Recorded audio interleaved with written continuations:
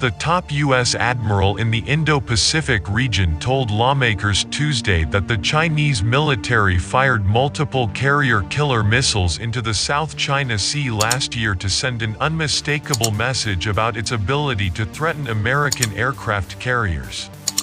Last summer, the Chinese armed forces fired off 4 mid-range ballistic missiles into the South China Sea during a training exercise. The Hong Kong-based South China Morning Post, which first reported the launches, identified some of the missiles as DF-21D anti-ship missiles. Admiral Philip Davidson, the combatant commander currently leading U.S. Indo-Pacific Command, provided additional clarity on Chinese activities on Tuesday, explaining to the Senate Armed Services Committee that last August, the People's Republic of China conducted coordinated DF-21D missile launches into the South China Sea. Commonly referred to as carrier-killer missiles, these mid-range, anti-ship ballistic missiles are capable of attacking aircraft carriers in the Western Pacific, he said. Davidson told lawmakers that China's use of such weapons during a large-scale People's Liberation Army exercise demonstrates the PLA's focus on countering any potential third-party intervention during a regional crisis. The commander said that the PRC is not merely developing advanced weapons systems but is increasingly employing them in training and exercise scenarios to hone PLA warfighting skills and send an unmistakable message to regional and global audiences about China's capabilities. Davidson characterized China's actions, specifically the incorporation of advanced assets into realistic training scenarios, as critical steps as the PLA prepares for modern warfare. There are still a lot of unknowns about the military exercise last summer in which Chinese forces fired off multiple anti-ship ballistic missiles, but in November, Wang Xiangsua, a retired Chinese military officer, claimed that the anti-ship missiles struck a moving training vessel. The retired officer, whose knowledge of the exercise is unclear, reportedly described the exercise as a show of force and a reaction to American provocations in the region. The U.S. Navy deploys carrier strike groups into the contested waters of the South China Sea regularly. It sometimes conducts dual carrier operations, as it did most recently in February.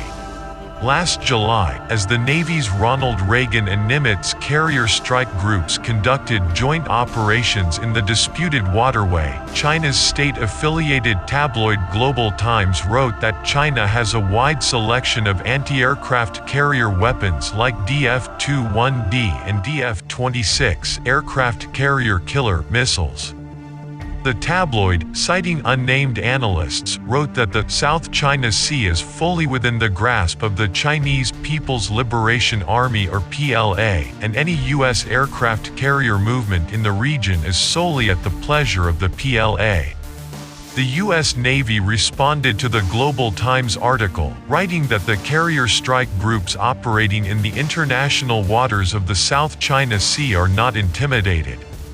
The DF-21D is a conventionally armed variant of the DF-21 intermediate-range missile specifically designed for targeting ships, particularly the aircraft carriers that have long served as key elements of U.S. power projection.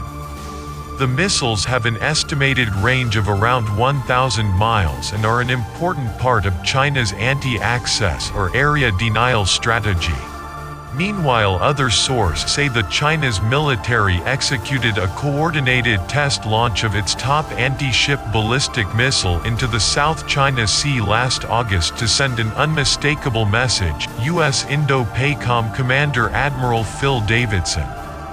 These mid-range, anti-ship ballistic missiles are capable of attacking aircraft carriers in the Western Pacific, Davidson said. Their employment during a large-scale PLA exercise demonstrates the PLA's focus on countering any potential third-party intervention during a regional crisis.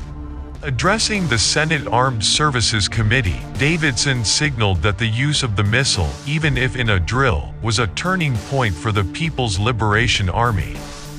Notably, the PRC is not merely developing advanced weapons systems but is increasingly employing them in training and exercise scenarios to hone PLA warfighting skills and send an unmistakable message to regional and global audiences.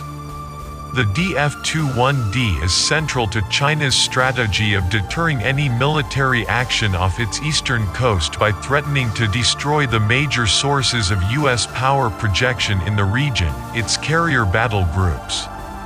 The then head of Naval Intelligence Vice Admiral Jack Dorsett told reporters in January 2011 that the Pentagon had underestimated the speed at which China developed and was fielding the DF-21D.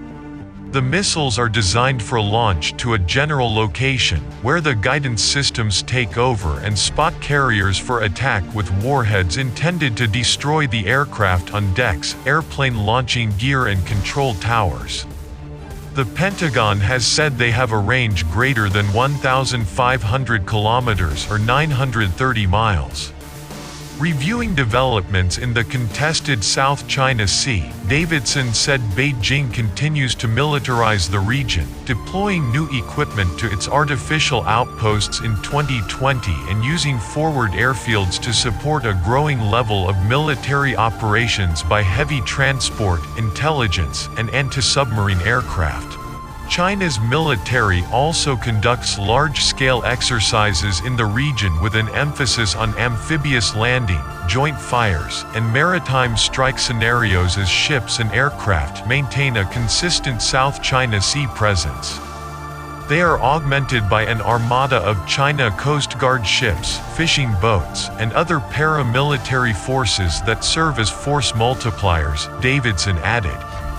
These actions, which are inconsistent with President Xi Jinping's and Defense Minister Wei Fenghi's assurances that the PRC would not militarize the SCS, threaten our allies and partners' autonomy, jeopardize freedoms of navigation, overflight and other lawful uses of the sea, and compromise regional peace and stability.